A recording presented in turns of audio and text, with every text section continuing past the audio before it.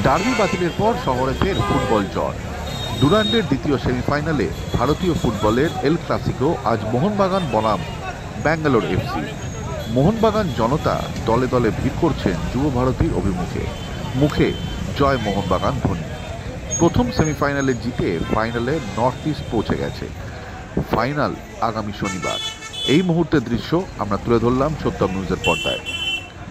তমাল পাহাড়ির বিশেষ রিপোর্ট, সত্যম নিউজ।